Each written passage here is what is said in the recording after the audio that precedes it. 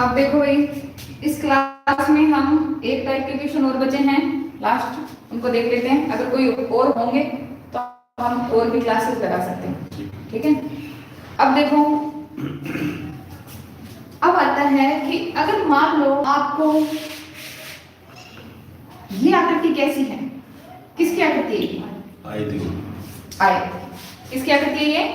आयत। और ये वाली आकृति भी किसकी है?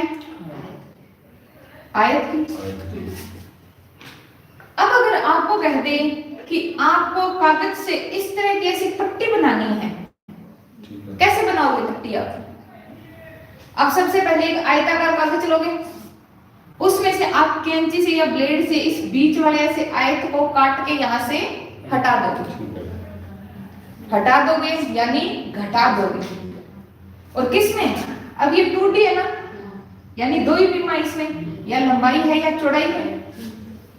आप अगर उसके अंदर कोई चीज, किनारों पे कोई चीज होती तो परिमाप होता, लेकिन अंदर कोई चीज हो रही है तो मतलब वो क्षेत्रफल में है। इतना पता लग गया ना? बिल्कुल।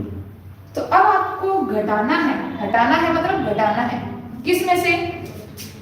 बाहर वाले आयत के क्षेत्रफल में से अंदर वाले आयत के क्षेत्रफल को घटाना है। तो आपके पास इस पट्टी का क्षेत्रफल क्या होगा? बच जाएगा। समझ आ गई? ठीक। जब भी आपको फॉर्मूला बनाना हो, कैसे बनाओगे? कि देखो, आप उसको इमेजिन करना कि ऐसा अगर आपको बनाना पड़ जाए, आपको कहते हैं इस भाग का क्षेत्रफल निकालना है, तो आप यूं सोचो कि ऐसे कोई आकृति अगर आपको बनानी पड़ जाए तो आप कैसे बनाओगे? कि पहले आप एक कागज का बड़ा टुकड़ा लोगे, उसमें से आप छोटे टुकड़े को काट दोगे, काट के हटा दोगे। हटाने को ही बोलते हैं घटाना।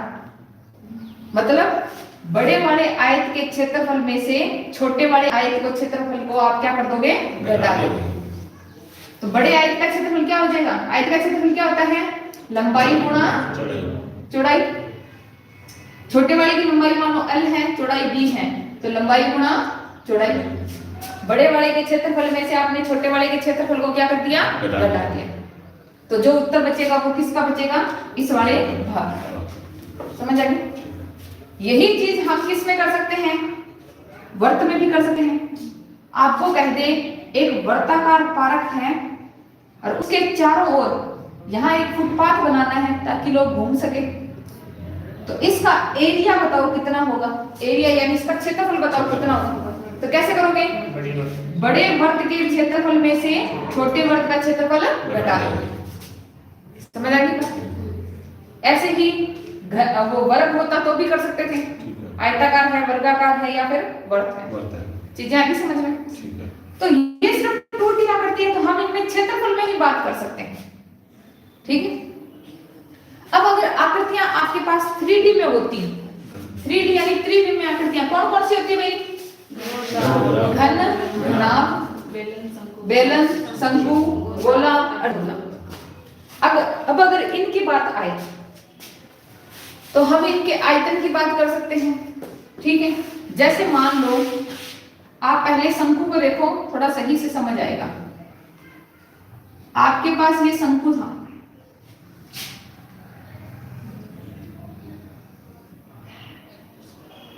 आपके पास ये शंकु है, ठीक है। सॉरी, आपके पास क्या है? ये बेलन है। आपने क्या किया? इसमें से ये पूरा लोहे का बना हुआ था, ठीक है। आपने क्या किया? इसमें से आपने इसको खोखला बेलन बना दिया, ठीक है। यानी अंदर से आप खोखला बेलन कैसे बनाओगे? कि पूरा एक लोहे का बेलन है, उसमें से ये इस तरह का बेलन उससे से काट के हटा दो, ऐसे ही बनेगा। यही चीज है ना। तो खोखला बेलन कैसे बना? आपने बड़े बेलन में से छोटा बेलन हटा दिया। समझ आ गई? तो अब आपसे पूछिए कि ये जो हिस्सा है उसका आयतन ज्ञात कीजिए। तो यही सब है, अंदर से तो खोखला, अंदर तो कुछ है नहीं, तो आयतन कैसे निकालोगे? बाहरी बेलन का आयतन माइनस क्या कहोगे? आंतरिक बेलन का आयतन। ऐसे ही होगा ना, समझ आ गई? क्लियर है क्या चीजें? अगर आपको इस भाग का आयतन निकालना है तो ऐसे मानो कि पहले ये बेलन पूरा था, उसमें से अंदर का बेलन आपने हटा दिया, तो यानी घटा दिया, तो बाहरी बेलन के आयतन में से आंतरिक बेलन का आयतन आपने घटा दिया। समझ आ गई? ठीक है। अब एक इस पे पहले सवाल देखो, सवाल बता रही हूँ कि कैसे आएंगे सवाल। पहले इसी को समझ लो, एक सवाल करवा देती हूँ, फिर आगे की और चीजें समझाऊँ। जैसे एक क्वेश्चन है, एक खोखली बेलनाकार नली,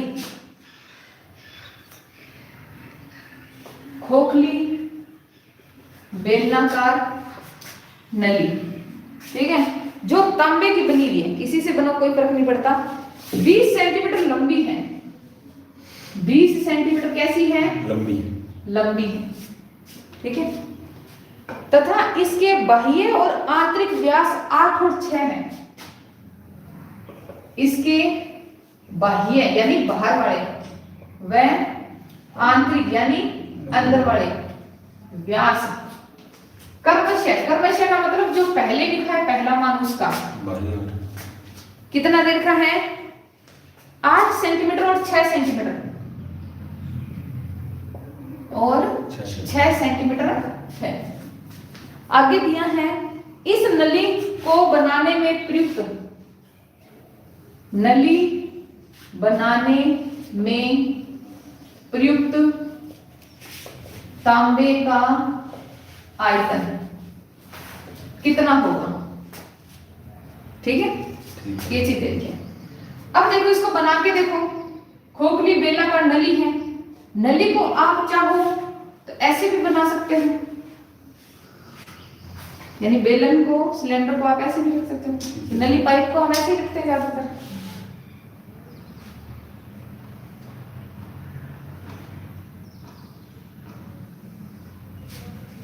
अब देखो, अब ये क्या कह रहा है कि खोखली बेलनाकार नली है, वो 20 सेंटीमीटर लंबी है, लंबाई तो दोनों की सेम ही होगी, ऐसे थोड़ी अंदर का भाग छोटा हो जाएगा, तो लंबाई तो दोनों की कितनी है?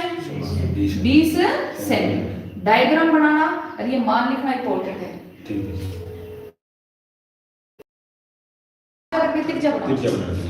तो बाह्य में आंतरिक त्रिज्या बाहर वाली है तो बड़े आर से कितनी हो जाएगी? 8 क्या भी 4 सेंटीमीटर, अंदर वाली 3 सेंटीमीटर, ऐसे लिखा था, ठीक है। R1 R2 की बजाय बड़ा R और छोटा R, R1 R2 में कई बार कंफ्यूजन भी हो जाती है, 1 2 को हम ऐसे बड़ा लिख देते हैं, R1 R2 यानी 2 से गुणा, ऐसे लगने लग जाता है, तो जहां तक संभव ऐसे लिख लिया। अब यहाँ पे कहाँ है? जैसे मान लो ये है, छोटा R है, ये त्रिज्या कितनी है? 3, और बड़े वाले की कितनी है? 4, ठीक है। अब आपको कहा है कि इसे बनाने में प्रयुक्त तांबे का आयतन, तो तांबा कहाँ लगा है? पहले तो ये देखो, पहले पूरे तांबे का था, बीच वाले को हटा दो, तो ये किनारों पे ही है ना,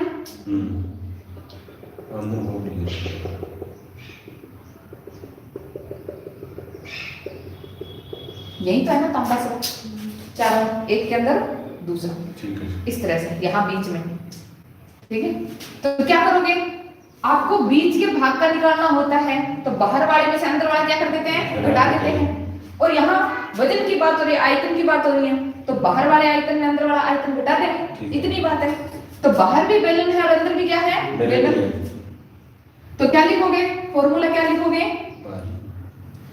बाह्य नली, नली कैसी है? बेलनाकार है, बाह्य नली का आयतन माइनस आंतरिक नली का आयतन। कभी भी कोई नाम दे देना, जैसे नली दे दी तो नली का आकार कैसा है? बेलनाकार है, तो मतलब बेलन का आयतन, बेलन का फॉर्मूला लगेगा। जैसे वो शंकु में पड़ा था, शंकु के अंदर पानी डाल रखा था, जैसे उसमें पानी डाला था उसका आकार शंकुआकार हो गया पानी का, तो पानी का आयतन मतलब शंकु का आयतन, ठीक है ऐसे। तो अब देखो बाह्य नली का आयतन, बाह्य बेलन का आयतन, बेलन का आयतन क्या होता है? पाई आर स्क्वायर, आर कितनी है? पाई आर स्क्वायर एच, और आंतरिक नली का पाई आर स्क्वायर, यही होगा। मान रखो, घटा लो, दोनों में क्या है? पाई कॉमन ले लो, कैसे आर स्क्वायर एच अलग अलग है, ठीक है, पाई आर स्क्वायर कितना है 4, 4 की स्क्वायर 16, एच दोनों में बराबर ही है ना भाई, तो अलग अलग लेने की जरूरत नहीं है, एच को भी हम बाहर निकाल सकते हैं, निकाल सकते हैं ना, क्योंकि दोनों की ऊंचाइयां क्या है, यानी ऊंचाई कर दो, देखो खड़ा करेंगे तो ऊंचाई क्या करेंगे, ऐसे रख दिया तो लंबाई हो जाएगी, ठीक है, बेलन की लंबाई का दो चाहे ऊंचाई का दो एक ही बात, मान रखो और हल कर लो, एच का मान कितना है 20, पाई का मान कितना है और आर बड़ी त्रिज्या का 4 की स्क्वायर 16 और ये 3 की स्क्वायर 16 में से 9 गए 7 और 7 से 7 क्या हो गया, अब इनको गुणा कर लो, 22 दूनी 440, आयतन है तो सेंटीमीटर की क्यूब, समझ आ गया क्या, ये ऐसे सवाल है, ठीक है, इस तरह के हैं जो फर्स्ट ग्रेड में आपके आए हैं, ये नहीं है सवाल और है वो, लेकिन ये उदाहरण है इसका, समझ आ गई बात। अब देखो कोई और आकृति हो तो, इसी बेलन में अगर कह दे कि खोखले बेलन का आप वक्र पृष्ठीय और संपूर्ण पृष्ठीय क्षेत्रफल ज्ञात करो, दोनों की देखो अब हम बात करते हैं खोखला बेलन, उसका आयतन क्या था भाई, खोखला बेलन ऊंचाई तो समान ही रहती है, तो क्या फॉर्मूला था, पाई आर स्क्वायर एच में से हमने क्या घटाया था, पाई आर स्क्वायर एच, ये बड़ा था ये छोटा था, तो क्या बन गया pi are square minus R square और एच, यानी पाई एच को बाहर निकाला है तो पाई को इधर लिख दिया एच को इधर लिख दिया, ताकि हम वैसे ही पढ़ सके पाई आर स्क्वायर एच पढ़ सके, ठीक है ना, फॉर्मूला पता लग गया। अब हम बात करते हैं बेलन के वक्र पृष्ठीय क्षेत्रफल की, वो क्या होगा, फिर संपूर्ण पृष्ठीय क्षेत्रफल की बात करेंगे, बेलन देखो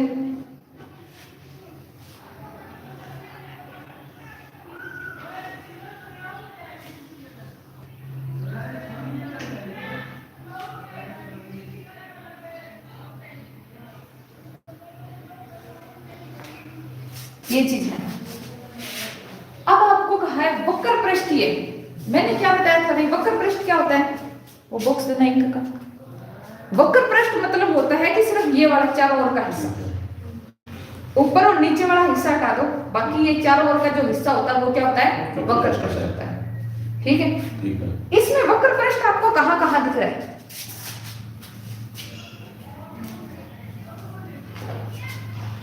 यही होगा ना वक्र पृष्ठ, ये तो बाहर वाले क्या है, ठीक है, अंदर वाले का वक्र पृष्ठ अंदर की तरफ होगा, और मैंने कहा था जब भी आप क्षेत्रफल पढ़ो तो मतलब रंग कहां कर सकते हो, वक्र भाग पे आप रंग कहां कर सकते हो, यानी रंग आपको करना पड़ेगा, एक तो आप यहां कर सकते हो और अंदर वाले बेलन में आप अंदर की तरफ रंग कर सकते हो, तो ये इस खोखले बेलन का कुल वक्र पृष्ठ हो गया, ठीक है, कैसे फॉर्मूले में क्या लिख रहे हैं, इसको और इसको जोड़ देंगे, इस वक्र पृष्ठ को क्या कर देंगे, जोड़ देंगे, घटाना नहीं यहाँ पे जोड़ना है, क्यों, तो ये हिस्सा अलग और ये हिस्सा अलग, यहाँ पे अलग से रंग करना पड़ेगा, यहाँ भी अलग से रंग करना पड़ेगा, तो दोनों क्या होंगे, जुड़ेंगे, तो वक्र पृष्ठीय क्षेत्रफल क्या हो गया, बाहर वाले का क्या हो गया 2 पाई आर एच और अंदर वाले का 2 पाई आर और एच, समझ आ गई बात। अब आपको क्या करना है, जो कॉमन आ रहा हो कर लो, 2 pi are plus R H, समझ आ गई बात, आगे ऐसे ही अगर मैं बात करूं संपूर्ण पृष्ठीय क्षेत्रफल, क्या होता है संपूर्ण पृष्ठीय क्षेत्रफल, आप ऊपर वाले और नीचे वाले हिस्से को भी जोड़ते हो, ऊपर वाला हिस्सा क्या है,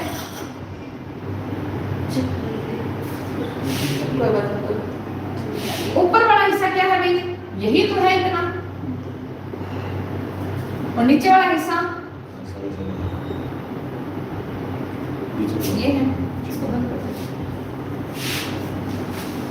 ठीक है, यानी आपको इस हिस्से और इस हिस्से को अगर जोड़ दो तो आपका संपूर्ण पृष्ठीय क्षेत्रफल का बहुपद बन जाएगा।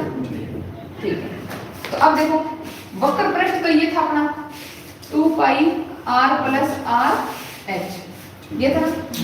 ऊपर वाला हिस्सा निकालो, क्या दिख रहा है आपको?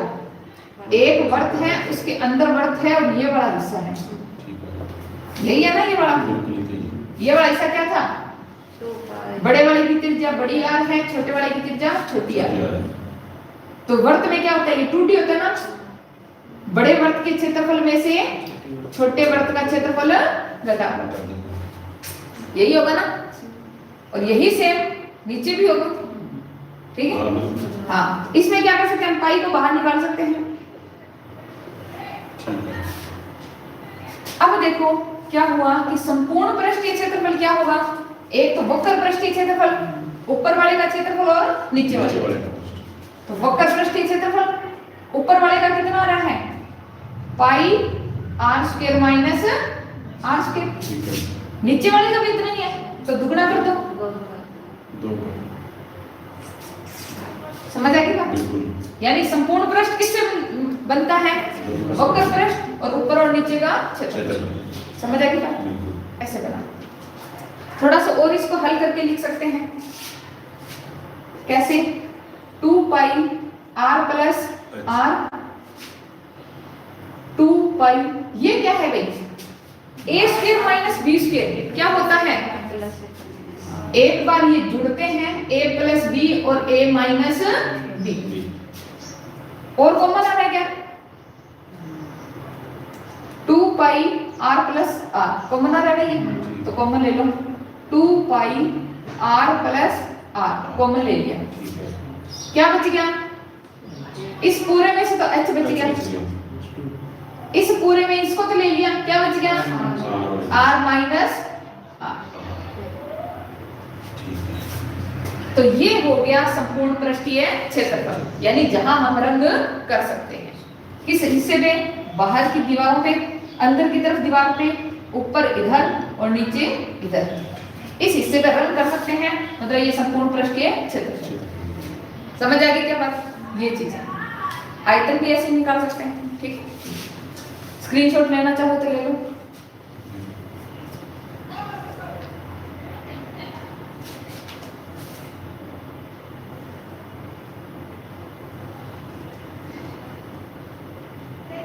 ठीक है,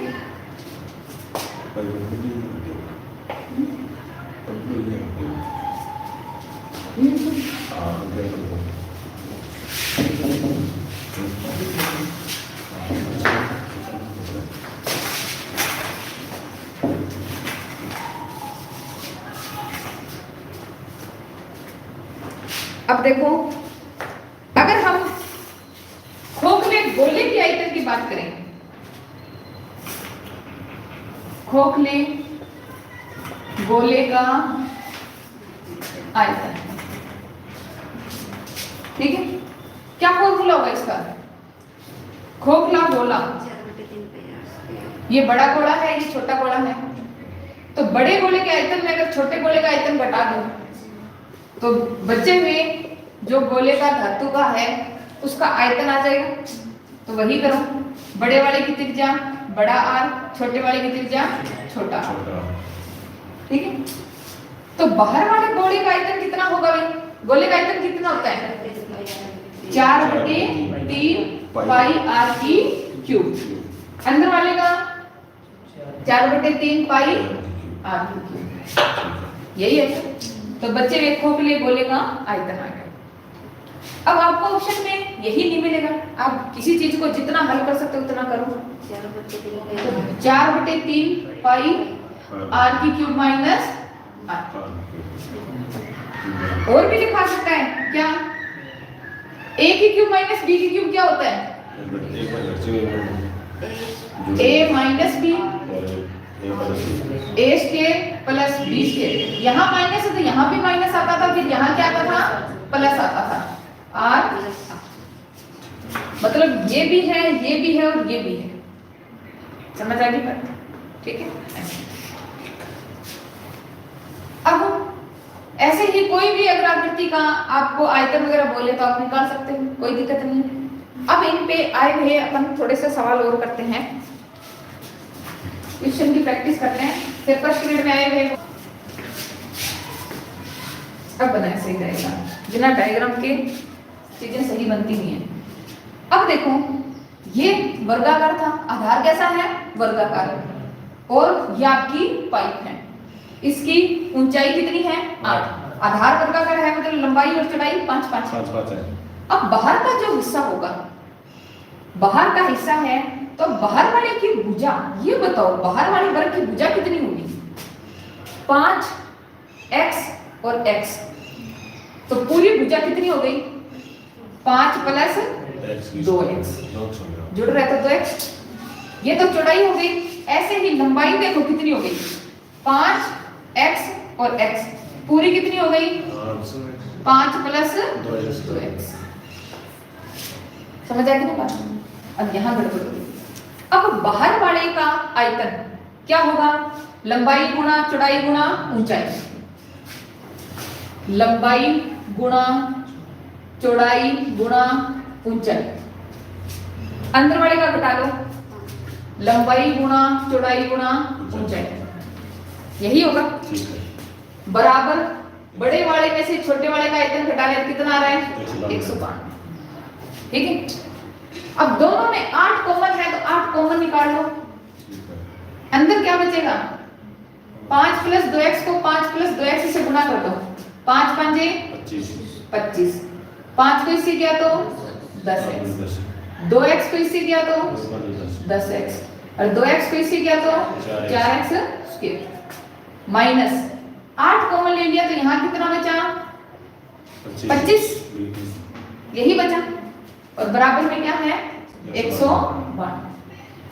ये गुणा में है तो कहाँ जाएगा भाग में, तो 8 का भाग लगाने पे कितना उत्तर आएगा 24, भाग में है ना, तो 8 दूनी 16 और 8 चौके 32।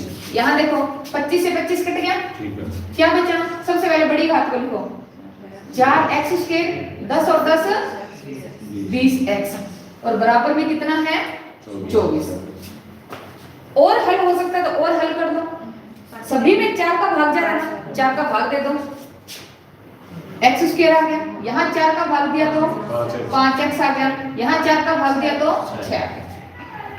इस 6 को इधर ले आओ, प्लस का 6 इधर आके माइनस का 6, अब टुकड़े करो, क्या होगा x² माइनस का 6x, सॉरी प्लस का 6x और माइनस का x, 6x में से एक x घटाओ तो 5x आ जाता है, और गुणा करूं तो प्लस माइनस माइनस 6 एकम 6 आ रहा है ना, सिखाई थी ना ये चीजें गुणनखंड 2 चर वाले रैखिक समीकरण में। इन दोनों में से x कॉमन आ रहा है, क्या बचा x + 6, ये सेम का सेम यहां बचता है, बताया हो ना, तो क्या कॉमन लिया होगा, यहाँ माइनस का x था प्लस का x बच रहा है, मतलब माइनस वाले को ही बाहर दिया है, और बराबर में 0। ये दोनों एक जैसे क्यों आते हैं, ताकि इनको बाहर निकाल सके, इसीलिए आते हैं। क्या बच गया फिर अंदर x माइनस, ये पूरा ही निकाल लिया, क्या बचा 1, हमें लगता है कुछ नहीं बचा था, मतलब 1 बचता है, बराबर 0। अब क्या करते हैं, दोनों को 0 के बराबर रखते हैं, तो यहां से x का मान कितना आया -6, इनकी प्रैक्टिस कर रखी है हमने अच्छे से, और x - 1 बराबर 0, तो यहाँ x बराबर क्या आया 1 आया।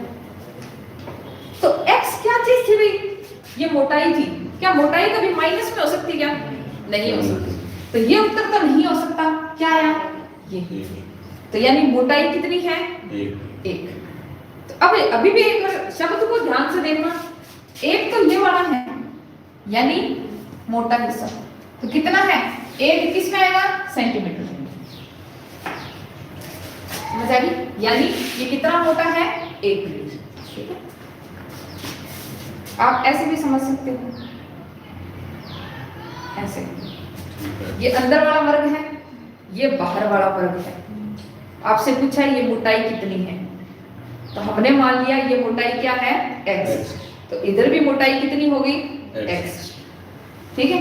और भुजा कितनी थी इसकी अंदर वाली की 5, तो 5x और x, तो पूरी बड़ी वाली ये वाली भुजा कितनी हो गई 5 + 2x, ऐसे समझ आ गई चीजें, ठीक है। बस वो पहले डायग्राम सही से नहीं बना था, अब क्लियर हो गया।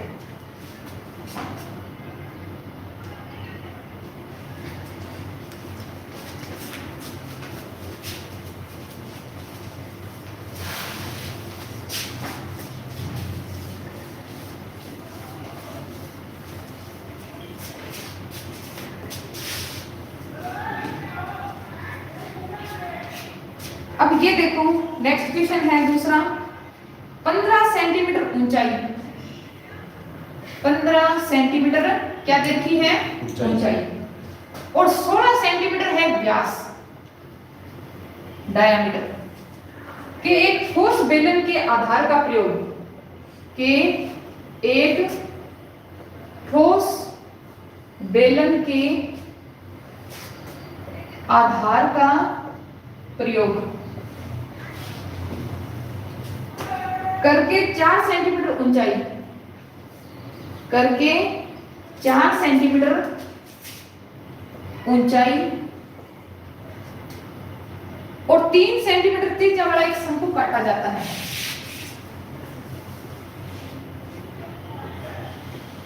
सेमी ऊंचाई व 3 सेंटीमीटर त्रिज्या वाला एक शंकु काटा जाता है। शेष बचे हुए ठोस का कुल पृष्ठीय क्षेत्रफल है,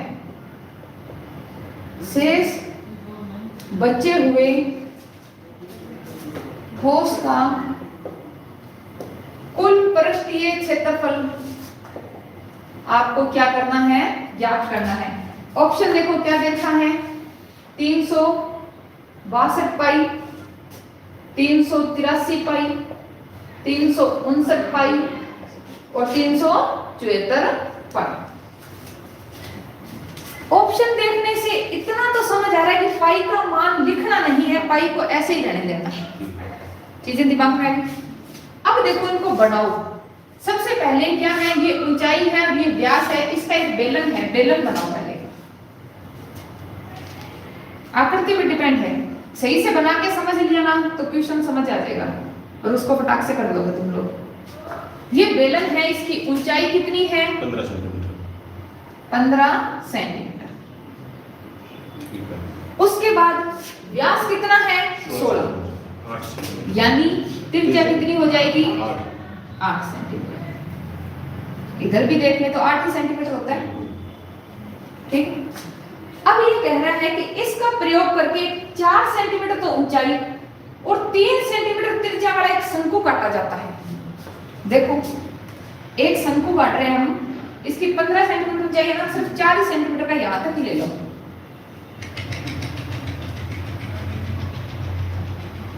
ये शंकु आप इस तरह से काट रहे हो, इसकी त्रिज्या कितनी है 3 सेंटीमीटर, ऊंचाई कितनी है 4 सेंटीमीटर, ये काट दिया। अब ये कह रहा है शेष बचे हुए ठोस का कुल पृष्ठीय क्षेत्रफल। मैंने बताया था कि जब पृष्ठीय क्षेत्रफल की बात आए तो ये सोचना कि रग कहां पे कर सकते हो। पहले सोचो कि आपके पास ऐसे बेलन था, मान लो मिट्टी का बनाया था आपने, और आपने चाकू से यहाँ की इस तरह से काट के मिट्टी हटा दी। हटाओ इसको, जैसे मान लो ये वाला आपने हिस्सा हटा दिया,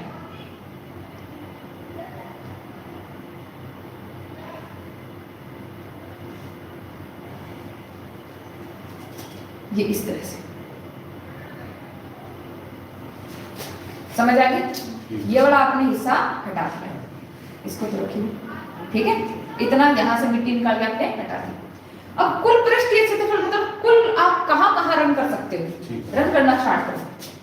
यहां पे रन कर सकते हो ना, ये वाला हिस्सा क्या है बेलन का ऊपरी सतह, क्या बोलते हैं इसको, क्या आता है इसका क्षेत्रफल पाई, यहाँ पे लिख लो क्या है ये पाई आर स्क्वायर। यहाँ पूरे पे रन कर सकते हो ना, और कहां कर सकते हो इन दीवारों पे रंग कर सकते हो, कर सकते हो ना। तो ये वाला क्या है, बेलन का वक्र पृष्ठ, इसका कितना होता है 2 पाई r, यहाँ रंग कर सकते हो। अब दिक्कत आती है नीचे वाली सरफेस की। अब आप उसको घुमा के देखोगे नीचे वाली सरफेस कैसी दिख रही है, नीचे आधार होता है ना, अब बेलन का आधार क्या होता है, वर्त। नीचे वाली सरफेस हम देखने की कोशिश, समझने की कोशिश कर रहे हैं। अब इसमें से आपको एक ये इस तरह से शंकु का आधार भी क्या होता है, वर्त, यानी यहां से एक छोटा वर्त ऐसे काट रखा है,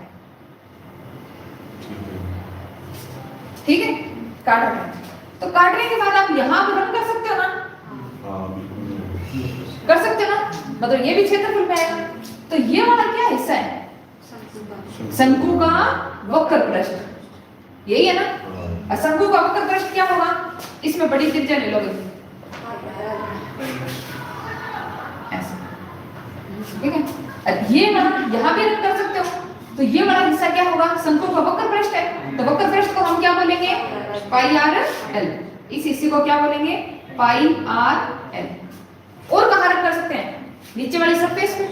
नीचे वाली सरफेस कैसी हुई कि यहाँ से तो शंकु काटा हुआ है और ये बेलन वाला आधार है, ये तो किसका है, बेलन का वृत्त है, और ये वाला क्या है, शंकु का वृत्त है। नीचे से देखने में तो ऐसे ही दिखेगा आपको, इसको उल्ट के इमेजिन करके देखो, उल्टा कर दिया तो आपको ऐसे ही दिखेगा कि यहाँ से शंकु कटा हुआ है। अब नीचे वाली सरफेस में आप कहाँ रंग कर सकते हो, इस वाले हिस्से भी कर सकते हो, क्योंकि यहाँ से तो शंकु कटा हुआ है। ये वाला हिस्सा कैसे निकालते हो, कैसे निकालते हो, बड़े वाले वर्त में से छोटे वाले वर्त को हटा दो, यानी घटा दो। तो बाहर वाला वर्त क्या होगा, पाई आर स्क्वायर, और अंदर वाला वर्त क्या होगा, पाई आर स्क्वायर, क्योंकि त्रिज्या अलग अलग है कि ये शंकु वाला वर्त है और ये बेलन वाला वर्त है। अब पता चल गया ना कहाँ कहाँ रंग कर सकते हो, क्योंकि कुल पृष्ठीय क्षेत्रफल निकालना था। एक तो यहाँ ऊपर रंग कर सकते हो, साइडों में रंग कर सकते हो, यहाँ अब ये हिस्सा हट गया तो यहाँ भी रंग कर सकते हो।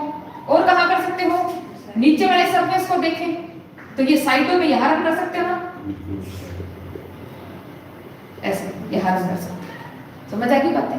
तो अब आपका फॉर्मूला क्या बन गया, टोटल बड़ा क्या बना, यहाँ देखो, एक तो pi are square plus 2 pi r, ये बड़ा बड़ा आर एच, ये अंदर वाला हिस्सा पाई आर एल, और फिर ये नीचे वाला हिस्सा, ये वाला है ना नीचे वाला हिस्सा पूरा, तो pi are square minus pi are square. ये तो लिखा ही हुआ है ना यहाँ पे, चलो दोबारा लिख देते हैं, नहीं तो 2 करके भी लिख सकते हैं। ये आपका हिस्सा है जहां आप रंग कर सकते हो, ये आपका संपूर्ण पृष्ठीय क्षेत्रफल है, ये आपने खुद ने बनाया है। समझ आ गई। अब इनमें मान रखो और हल कर दो। और इसने कहा है कि पाई का मान नहीं रखना, क्योंकि पाई हमें उत्तर में चाहिए, तो पाई तो सब में से बाहर निकाल लेना, ठीक है। अब ये देखो पाई आर स्क्वायर और पाई आर स्क्वायर कितने हो गए, 2 पाई आर स्क्वायर। ये क्या है, 2 पाई आर एच, ये क्या है, पाई आर एल और माइनस पाई आर स्क्वायर, है ना। सब में से पाई को तो बाहर निकाल लो, निकाल लो बाहर पाई को, क्या बचा 2 आर स्क्वायर, और ये 2 R H R L minus R square, यही आ गया। अब मान रखो इनके, पाई 2 गुणा में आर, बड़ा आर क्या है, बड़ी त्रिज्या, बेलन वाली त्रिज्या, 16 क्या थी 8 का स्क्वायर 64, प्लस 2 गुणा में आर गुणा में एच, यानी कि देखिए आर कितना है 8, एच कितना है 15, छोटा वाला आर कितना है, छोटे की त्रिज्या कितनी है 3, और छोटे की ऊंचाई कितनी है 4। लेकिन हमें क्या चाहिए, एल भी चाहिए। एल क्या होती है, तिर्यक ऊंचाई, किसके बराबर होती है, H square plus R H. H का स्क्वायर यानी 4 का स्क्वायर 16, 3 का स्क्वायर 9, 16 और 9 25, 25 का रूट 5, एल का मान कितना आ रहा है 5। तो ये याद रखते जाओ। ठीक है। आर गुना एच 15 8 120 और 120 को दुगना करो तो 240। यहाँ भी दुगना करके लिख दो 64 दूनी 140। आर गुना एल 3 पंजे 15 माइनस आर की स्क्वायर 9। जोड़ने वाली जोड़ दो 128 और 240 कितने हो गए? देखो 240 और 120 360 368 में 15 और जोड़ दो 383। 9 घटा दो उसमें से 372 374 पाई। समझ आ गई? ऐसे सवाल करते हैं आराम से जीत कर। देखने में एक बार मुश्किल लगेंगे, लेकिन अगर पृष्ठ के क्षेत्रफल बोले तो ये दिमाग में रखना कि रंग कहाँ कर सकते हैं। ठीक है। और आयतन की बात तो काटने के बाद कौन सा हिस्सा है जिसका वजन हम निकाल सकते हैं। इन चीजों को ध्यान में रखना, ये सवाल हो जाएंगे। कहने को कुछ नहीं था, बस आराम से देखना था कि जब इसमें से ये ठोस निकाल रहे हैं तो अब हम रंग कहाँ कहाँ कर सकते हैं। तो उनको ध्यान से देखा कि यहाँ यहाँ रंग कर सकते हैं, उनको लिख लिया। ठीक है। और नीचे वाले को ढंग से देख लिया, नीचे वाला हिस्सा क्या दिखेगा, ऐसा दिखेगा, तो बड़े वाले में से छोटे वाला घटाना है, घटा के कर दिया। आगे समझ आ गई बात? ऐसे तो ये चीजें कब आती हैं कि जब आप क्वेश्चन की बहुत ज्यादा प्रैक्टिस करके जाओ। कम से कम 200-300 क्वेश्चन होंगे तो प्रैक्टिस होनी चाहिए, तब जाके सवाल आएंगे। क्योंकि वहां धीरे धीरे ऐसे समझ आने लग जाता है कि हाँ हम ऐसे भी कर सकते हैं, इनको ऐसे भी सोच सकते हैं, तब जाके वो सवाल होने लग जाएंगे। तो प्रैक्टिस करो ज्यादा से ज्यादा। ठीक है। अब एक सवाल हो रहा है फर्स्ट ग्रेड में, वो देखते हैं। वो इससे रिलेटेड नहीं है, थोड़ा अलग है, पर फिर भी हम करते हैं।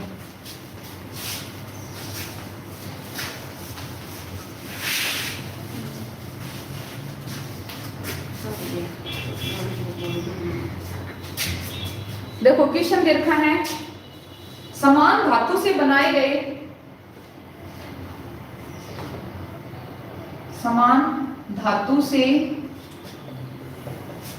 गए दो ठोस गोलों का भार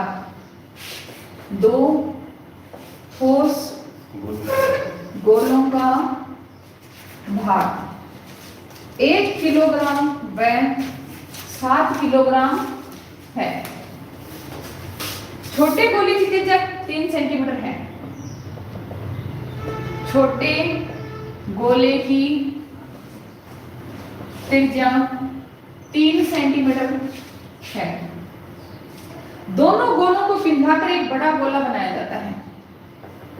दोनों गोलों को पिघलाकर एक बड़ा गोला बनाया जाता है। गोला बनाया जाता है। नए गोले का व्यास है। नए गोले का व्यास है।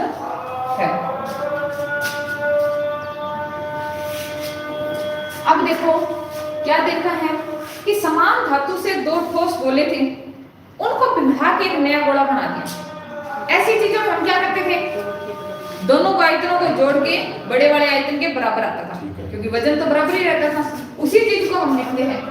सबसे पहले देखो कि दो ठोस गोले हैं, उनका भार कितना है, 1 किलो और 7 किलो है।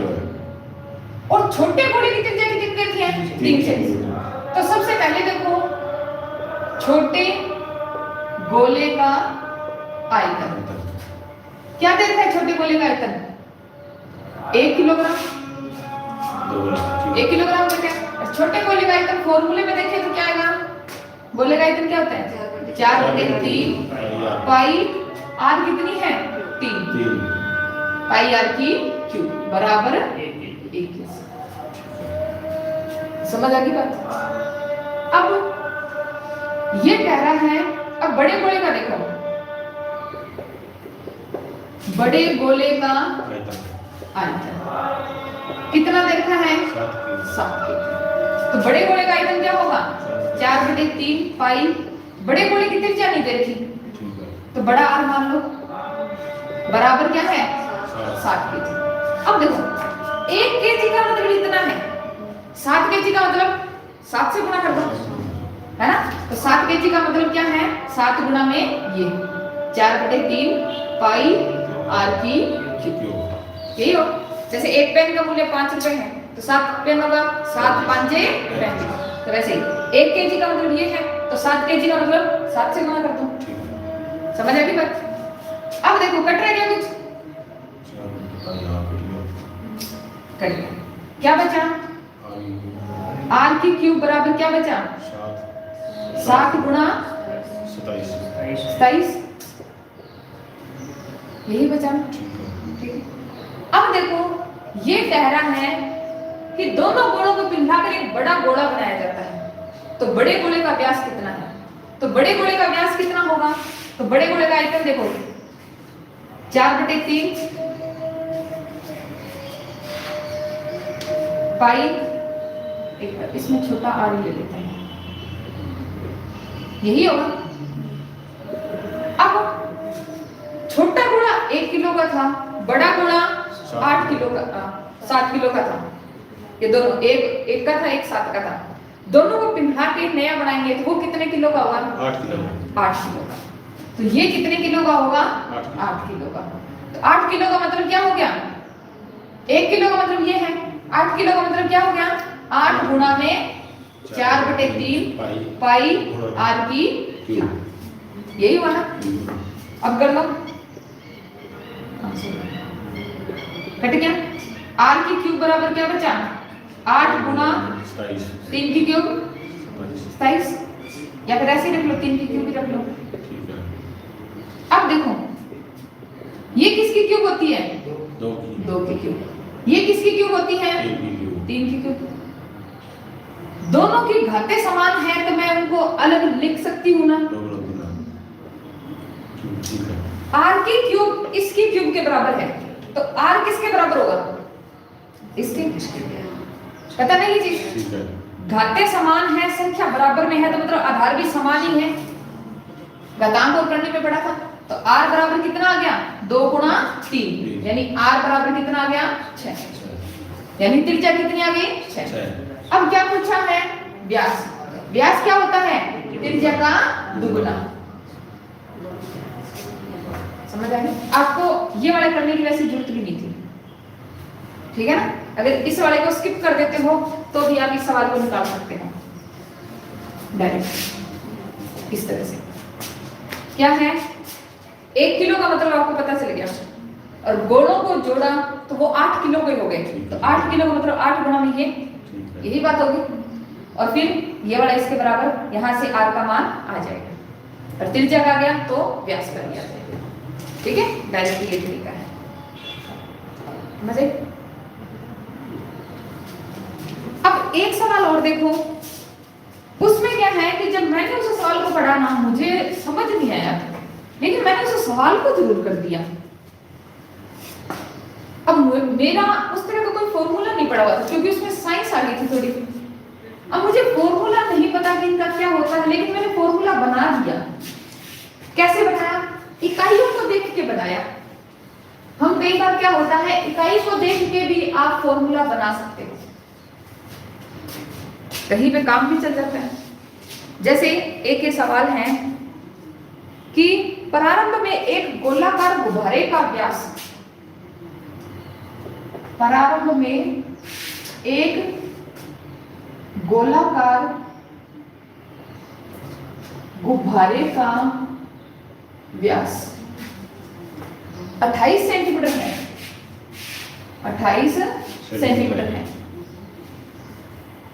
यह प्रारंभिक व्यास का 5/2 गुना है। यह प्रारंभिक व्यास का 5/2 गुना है। इसमें हवा 88 सेंटीमीटर क्यूब, इसमें हवा 88 सेंटीमीटर की क्यूब पर सेकंड की दर से भरी जाती है।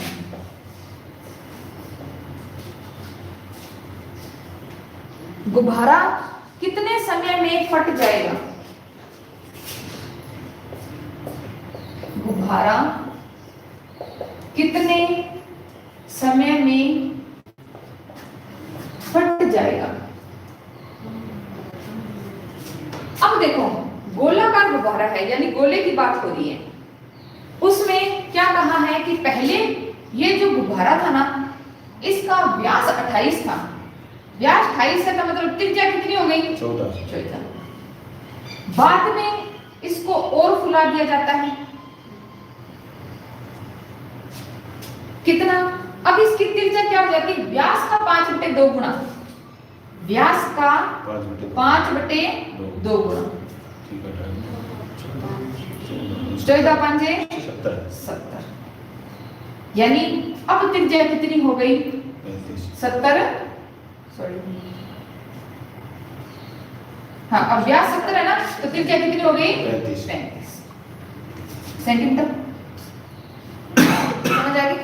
यानी पहले गुब्बारा इतना था, बड़ा हो गया, यानी इसके अंदर हवा और भर दी गई।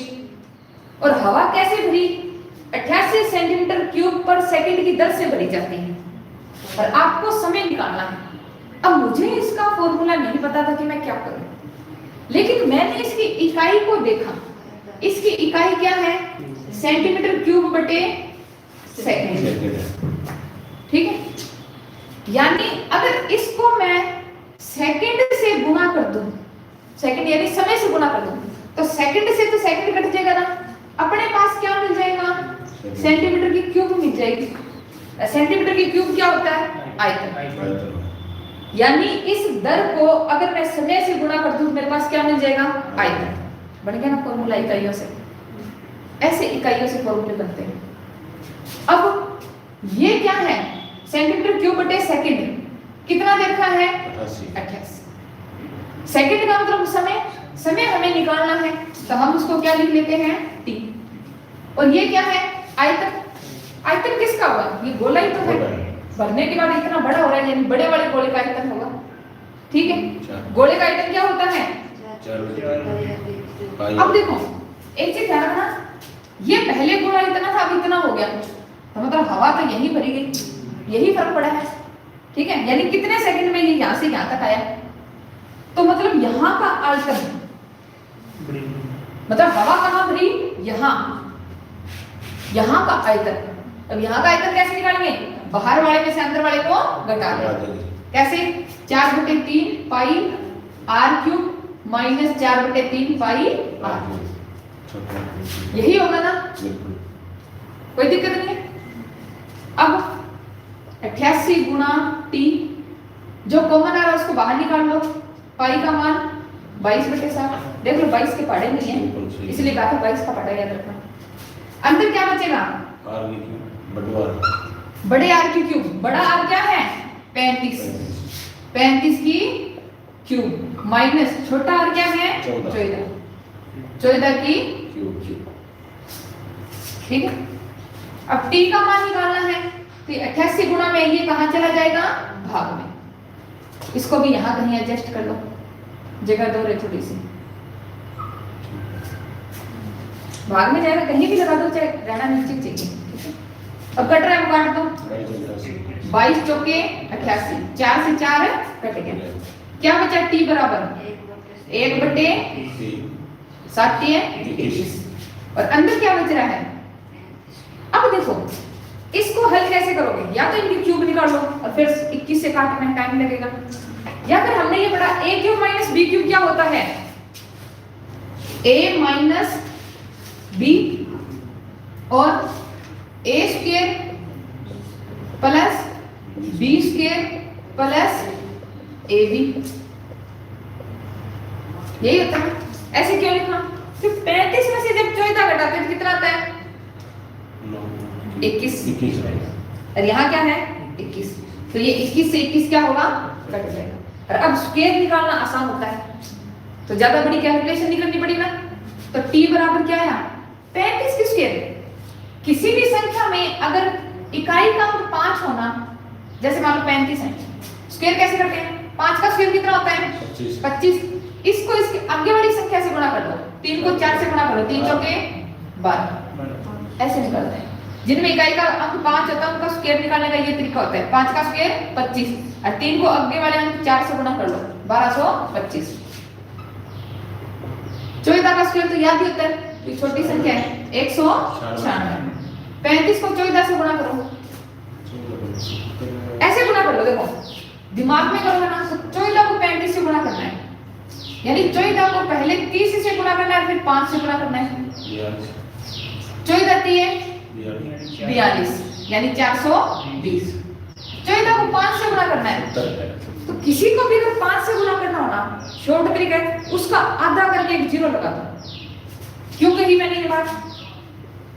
14 को 5 से गुणा करना है, 5 को मैं ये लिख सकती हूँ ना 10/2 लिख सकते ना, तो देखो पहले आधा करो और फिर एक जीरो लगा दो।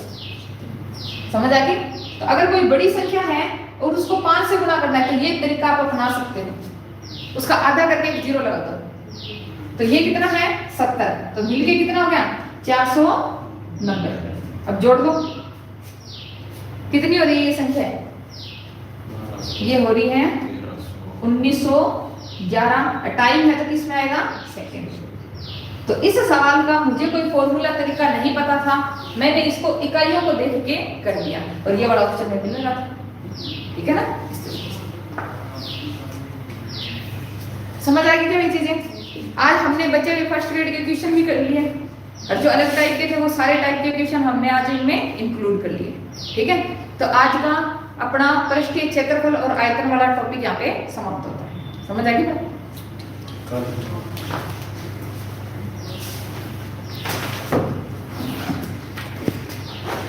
कल हम करेंगे